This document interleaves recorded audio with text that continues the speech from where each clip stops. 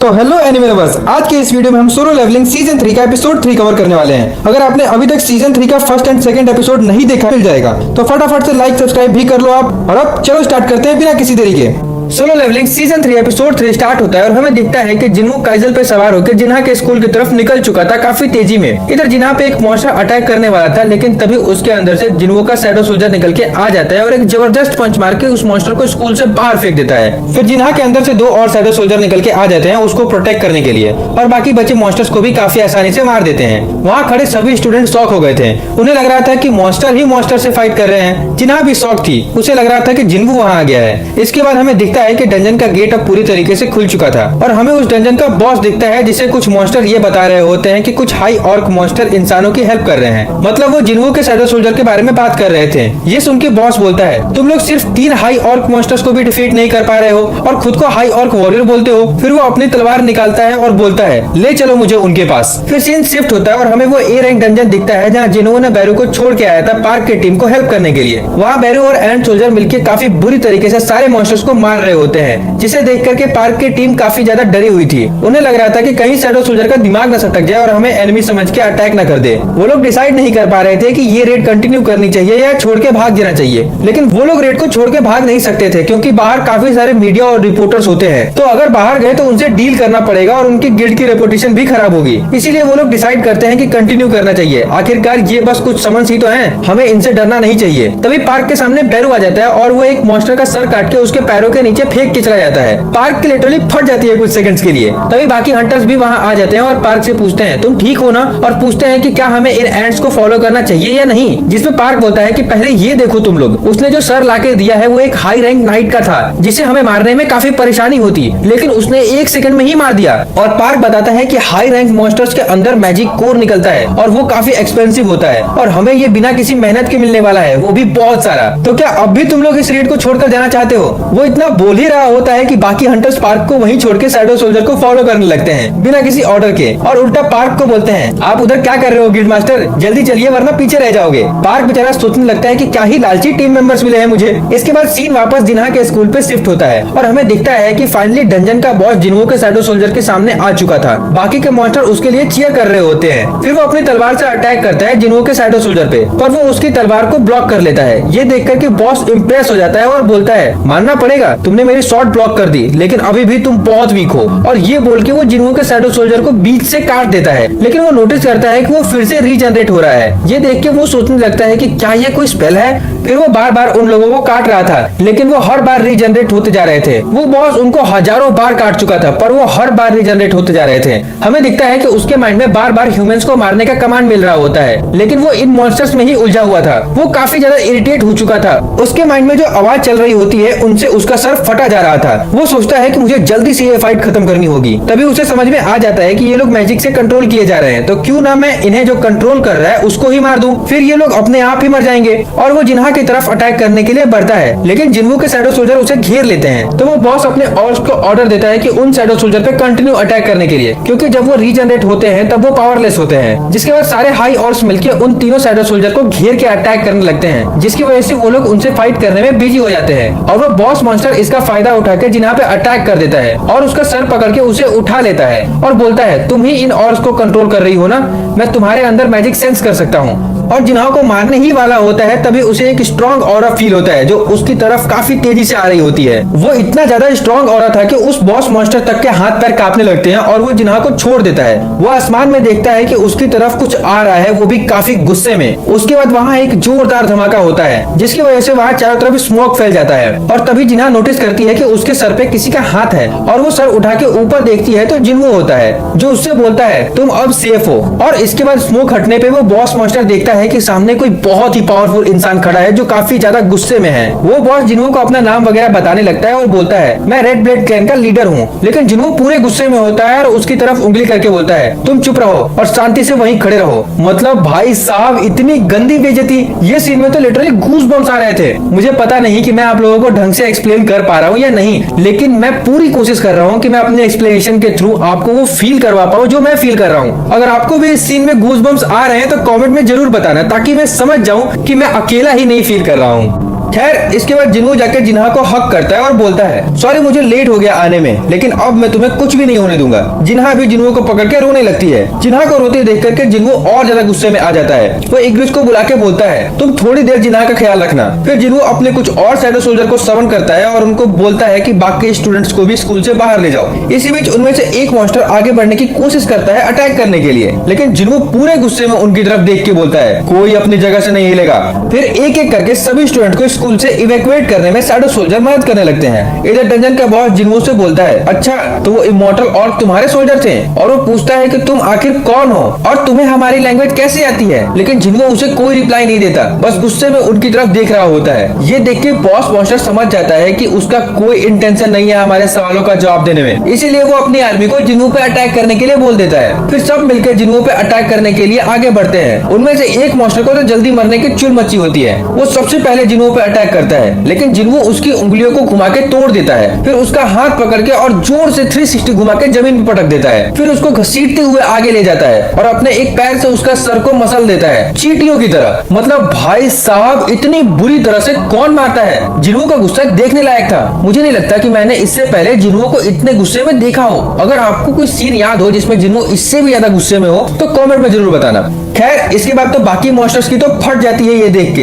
लेकिन फिर भी वो लोग एक साथ मिलकर अटैक करते हैं। लेकिन बस एक सेकंड में, सिर्फ एक सेकंड में जिन्हो उन सब का काम तमाम कर देता है और अब सारे मॉन्स्टर मर चुके होते हैं सिर्फ बॉस को छोड़ के। ये सब कुछ इतना फास्ट होता है कि बॉस भी कंफ्यूज हो जाता है। आखिर ये बंदा एक सेकंड में मेरी पूरी आर्मी को कैसे मार सकता है। उसकी तो फटके 4 हो जाती है।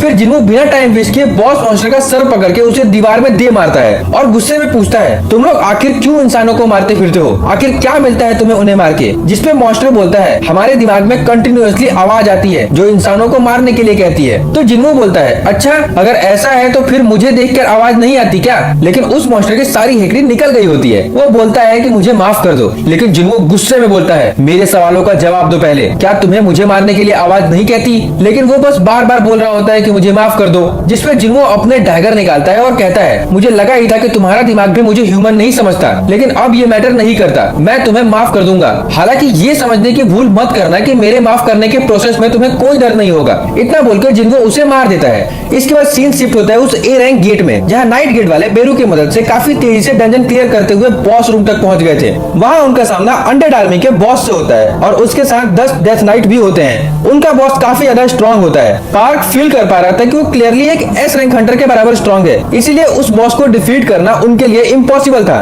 और इधर हमें दिखता है कि उनके बीच से काफी सारे जॉम्बी मॉन्स्टर भी आ रहे थे। मतलब अब वो बाहर भी नहीं जा सकते थे। उन जॉम्बी मॉन्स्टर को रोकने के लिए एक हंटर वहाँ अपना स्किल यूज करके एक दीवार खड़ी कर देता है, लेकिन वो कहता है मैं इसे 5 मिनट से ज्यादा नहीं रोक पाऊंगा। सारे नाइट गेट वालों की हालात खराब हो चुकी थी, लेकिन कभी वहाँ आते हमारे बेरू भाई फुल स्वैग में। वो डंजन का बॉस बेरू को देखकर हैरान हो जाता है और कहता है मोनार्च का पर्सनल शैडो आर्मी आखिर हम पे क्यों अटैक करना चाहता है। जिसमें बेरू बोलता है हमारे किंग ने हमें चुना है, लेकिन वो मॉन्स्टर बोलता है ऐसा नहीं हो सकता, मैं खुद पर्सनली जाके शैडो मोनार्च से बात करूंगा। लेकिन बेरू उसकी बातों को इग्नोर करके सीधा अटैक कर देता है और अपना एक हाथ उसके चेस्ट में घुसा देता है और बोलता है तुम जिंदा रहोगे तब तो बोलोगे। और इसके बाद उसका चेस्ट से एक क्रिस्टल निकाल के उसे डिस्ट्रॉय कर देता है, जिसकी वजह से वो बॉस तुरंत मर जाता है और उसके साथ जितने भी डेड नाइट्स और जॉम्बी मॉन्स्टर होते हैं वो भी मर जाते हैं। ये सब देख करके नाइट गेट वाले भी शॉक हो गए थे। उन्हें विश्वास नहीं हो रहा था कि बेरू ने सिर्फ एक अटैक से इतना पावरफुल बॉस को डिफीट कर दिया। पार्क भी बोल रहा होता है कि मुझे पता था कि वो स्ट्रॉन्ग है, लेकिन इतना ज्यादा स्ट्रॉन्ग है ये नहीं पता था। अगर ऐसा है तो हंटर जिन्हो को डंजन के अंदर जाने की जरूरत भी नहीं पड़ेगी, उसके समन्स ही अकेले डंजन को क्लियर कर देंगे। पार्क सोच रहा होता है कि इन स्ट्रॉन्ग समन्स को कंट्रोल करने के लिए काफी ज्यादा माना लगती होगी और जिन्हो के पास तो पूरी आर्मी है। इसका मतलब वो अकेला ही हमारे कंट्री के बड़े बड़े गिल्ड से भी ज्यादा स्ट्रॉन्ग है। तभी पार्क को एक आइडिया आता है। वो अपने मैनेजर को बोलता है हमें हंटर जिन्हो के गिल्ड के साथ अलायंस के लिए हाथ बढ़ाना चाहिए, क्योंकि जिन्हो को हमारे गिल्ड की जरूरत है। लेकिन उसका मैनेजर कंफ्यूज हो जाता है और बोलता है आज के रेड में जो हुआ उसे देख के आपको सच में लगता है कि हंटर जिन्हो को हमारे गिल्ड की जरूरत है। जिसपे पार्क बोलता है लगता है तुम लॉ भूल गए हो। किसी भी डंजन में एंट्री करने के लिए मिनिमम 10 हंटर की टीम चाहिए और समझ को हंटर में काउंट नहीं कर सकते, जिसका मतलब जिन्हो को मैन पावर की जरूरत है जो हम लोग प्रोवाइड करेंगे, जिससे हमें ना फाइट करना होगा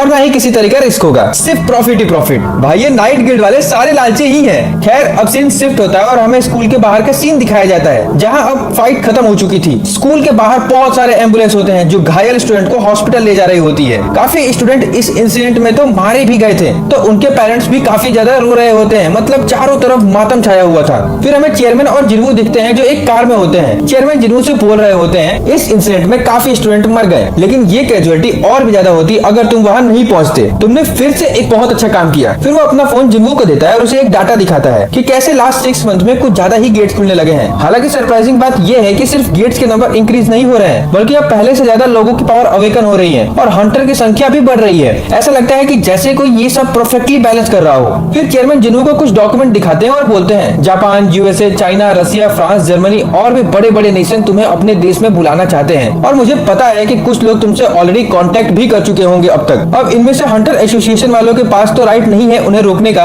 लेकिन क्या तुम प्लीज मुझे इतना बता सकते हो कि तुम साउथ कोरिया को छोड़ के तो नहीं जाओगे, क्योंकि तुम जैसे टैलेंटेड हंटर को साउथ कोरिया लूज नहीं कर सकता। हमारे पास वैसे ही हंटर्स की कमी है और अब तो गेट्स भी पहले से ज्यादा खुलने लगे हैं। जिस पर जिन्हू बोलता है ठीक है, लेकिन मेरी एक कंडीशन है, क्या आप मुझे हाई रैंक डंजन गेट्स में अकेले जाने की परमिशन दोगे? जिसपे चेयरमैन शॉक हो जाता है और बोलता है तुम चाहते हो कि किसी भी डंजन में एंट्री करने के लिए मिनिमम बंदों की रिक्वायरमेंट हटा दो सिर्फ तुम्हारे लिए? जिन्हू बोलता है हाँ, क्या ये पॉसिबल हो सकता है? जिसपे चेयरमैन बोलता है ये इम्पॉसिबल भी नहीं है, मुझे बस थोड़ा टाइम दो तुम। उसके बाद जिन्हू कार से निकल के चला जाता है। इधर हमें जिन्हू दिखाई देता है जो ए रैंक हंटर से कॉल पे बात कर रहा होता है और उसे आज इन गिल्ड में ज्वाइन करने के लिए बोल रहा था। वो हंटर एक्चुअली जिन्हू की कजन होती है और वो एक सेलिब्रिटी थी और बहुत पॉपुलर थी, इसीलिए उसे डंजन रेड्स में कोई इंटरेस्ट नहीं था। फिर भी जिन्हू बोलता है एक बार तुम हमारे ऑफिस में आके हमारे गिल्ड मास्टर से बात कर लो बस। इसके बाद वो ऑफिस में आ जाती है और जिन्हू उसे जिन्हू से मिलवाता है। इसके बाद वो शॉक हो जाती है और बोलने लगती है कि तुमने पहले क्यों नहीं बताया कि ये हंटर्स चंग जिन्हू का गिल्ड है? मुझे विश्वास नहीं हो रहा है कि मेरे सामने हंटर जिन्हू है। जिसपे जिन्हू बोलता है कि इसमें इतना सरप्राइज होने वाली क्या बात है, तुम खुद एक सेलिब्रिटी हो। जिन्हू भी हल्का शॉक होता है कि ये एक ए रैंक हंटर है। फिर वो उसे बोलता है गिल्ड से रिलेटेड सारे डिटेल्स तुम्हें जिन्हू बता देगा। इसके बाद सीन शिफ्ट होता है हंटर एसोसिएशन के मीटिंग रूम में, जहाँ चेयरमैन बाकी एसोसिएशन मेंबर को जिन्हू के रिक्वेस्ट के बारे में बता रहे होते हैं और उसके लिए लॉ चेंज करने की बात करते हैं। बट इस चीज को लेकर के बाकी मेंबर तैयार नहीं हो रहे होते और सब बोलने लगते हैं कि जिन्हू एक एक्सपीरियंस हंटर नहीं है। और वो बोलते हैं कि क्या आप ये चाहते हैं कि हम हंटर जिन्हू को स्पेशल ट्रीटमेंट दें जस्ट बिकॉज वो स्ट्रॉन्ग है? जिसपे चेयरमैन बोलते हैं हाँ, मैं उसे स्पेशल ट्रीटमेंट देना चाहता हूँ क्योंकि वो स्ट्रॉन्ग है और हम उसका डिमांड फुलफिल नहीं करेंगे तो कोई दूसरी कंट्री वाले कर देंगे और हम लोग दोबारा एक स्ट्रॉन्ग हंटर को खो देंगे। लास्ट टाइम होंग डोंगसू जैसे टैलेंटेड हंटर को अमेरिका वालों ने हमारे नाक के नीचे से लेके चले गए थे। अगर हम इस बार भी वही गलती करें तो हंटर जिन्हू को भी खो सकते हैं। इसके बाद अब सीन शिफ्ट होता है और हमें जिन्हू और जिन्हू दिखाई देते हैं जो कि एक गेट के अंदर जाने की तैयारी कर रहे होते हैं। उनके साथ कोई और नहीं होता, बस कुछ शैडो सोल्जर होते हैं। इसका मतलब था कि जिन्हू को अब अकेले रेड में जाने की परमिशन मिल गई थी। वहाँ पे चेयरमैन का मैनेजर जिनचुल भी होता है जो कि उन सब शैडो सोल्जर का माना नाप रहा होता है और उसे पता चलता है कि उसके सारे शैडो सोल्जर बी रैंक या उससे ऊपर हैं, जो कि किसी भी रेड में एंट्री करने की रिक्वायरमेंट को इजीली फुलफिल कर रहे थे। फिर हमें पता चलता है कि रेड में जिनचुल भी उनके साथ जाने वाला था क्योंकि ये चेयरमैन का ऑर्डर था। वो ये कंफर्म करना चाहता था कि जिन्हू का रेड सच में सेफ होता है और क्या उसे किसी हंटर की सच में जरूरत नहीं है, मतलब क्या वो अकेले ही काफी है या नहीं। जिन्हू बोलता है ठीक है, मुझे कोई दिक्कत नहीं है। फिर हमें कुछ टाइम बाद डंजन के अंदर का सीन दिखाया जाता है जहाँ जिनचुल अंदर की फाइट देख करके हक्का बक्का रह जाता है। उसका दिमाग प्रोसेस नहीं कर पा रहा था कि ये सब चीजें पॉसिबल कैसे हैं, आखिर कोई इतना स्ट्रॉन्ग कैसे हो सकता है। और ये सब वो जिन्हू के शैडो सोल्जर को फाइट करते हुए देख रहा होता है। जिन्हू ने तो अब तक कुछ भी नहीं किया था,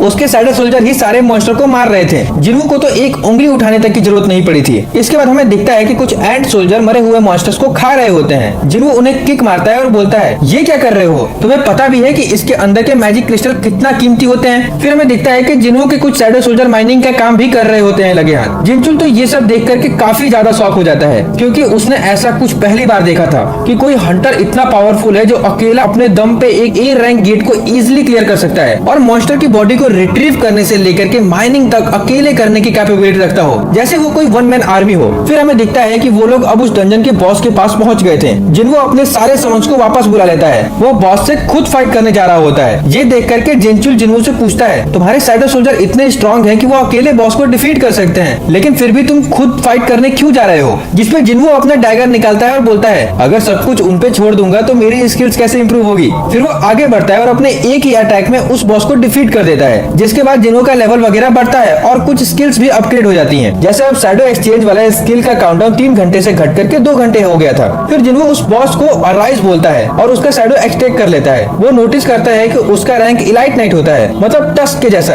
लेकिन उसका लेवल 13 होता है। तो इसका मतलब वो टस्क से थोड़ा स्ट्रॉन्ग था। वो ये भी नोटिस करता है कि उसका साइज छोटा हो गया शैडो बनने के बाद, जो कि पहले कभी नहीं हुआ था। फिर वो उसका नाम जीमा रखता है और फिर उस डंजन से निकलने की तैयारी करने लगता है। इसके बाद हमें दिखता है कि गेट के बाहर बहुत सारे मीडिया वाले होते हैं। वो लोग देखते हैं कि गेट से कोई मॉन्स्टर बाहर आ रहा है। हमें दिखता है कि वो और कोई नहीं टस्क होता है, जो कि उस डंजन के बॉस मॉन्स्टर की डेड बॉडी लेकर के आ रहा होता है। लेकिन जैसे ही वो बाहर आता है, मीडिया वाले फोटो लेना शुरू कर देते हैं और टस्क भी स्माइल करके पोज वगैरह देने लगता है। इसके बाद हमें दिखता है कि जिंचुल ये सारे रिपोर्ट जाके चेयरमैन को दे रहा होता है। उसकी हालत पूरी खराब हो चुकी थी, मतलब उसने एक दिन में इतना सब कुछ देख लिया था जो आज तक उसने अपनी पूरी जिंदगी में नहीं देखा था। चेयरमैन भी शॉक हो जाते हैं ये सुन के और बोलते हैं, मैं समझ सकता हूँ तुम्हारा लेवल का कोई हंटर भी ये सब देख के सरप्राइज ही होता। जिसमें जिंचुल बोलता है, सर मैंने जो अभी अभी देखा है वो रेड नहीं था, बल्कि वो एक वन साइडेड स्लॉटर था।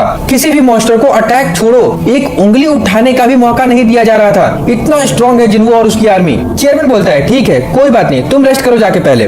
फिर हमें दिखता है कि चेयरमैन भी स्माइल कर रहे होते हैं जिन्वो के बारे में सोच के कि हमारा डिसीजन गलत नहीं था। जिन्वो खुद में ही एक गिल्ड है और वो सोच रहे होते हैं कि अब बहुत जल्दी वो कोरिया नहीं वर्ल्ड का नंबर 1 हंटर बन सकता है। तभी सीन शिफ्ट होता है जापान के टोक्यो में, जहाँ सभी लोग आसमान की तरफ देख रहे होते हैं और हमें दिखता है कि आसमान में एक बहुत ही ज्यादा बड़ा गेट ओपन हुआ है अभी अभी, जो कि पूरे टोक्यो को घेर रखा है। आज तक इतना बड़ा गेट किसी ने नहीं देखा था। सब लोग बातें कर रहे होते हैं कि क्या ये सच में कोई गेट है या दुनिया का अंत। और इसी के साथ ये एपिसोड यहीं पे खत्म हो जाता है। वैसे आज का एपिसोड थोड़ा लंबा बनाया है, ज्यादा डिटेल्स में कवर किया है। अगर आपको मजा आया और आप चाहते हो कि इसी तरह एक्सप्लेन करूं तो कमेंट में जरूर बताना, या फिर अगर आपको पसंद नहीं आया हो तो वो भी बताना। मैं हर एक कमेंट पढ़ता हूँ। और अब चलते हैं आज के सवाल की तरफ। जो सबसे पहले सही जवाब देगा उसका कमेंट पिन कर दूंगा। जिन्वो ने जो डंजन क्लियर किया था और उसके बॉस का शैडो एक्सट्रैक्ट किया था, तो शैडो एक्सट्रैक्ट करने के बाद उसका नाम क्या रखा था, जवाब कमेंट में फटाफट लिख दो।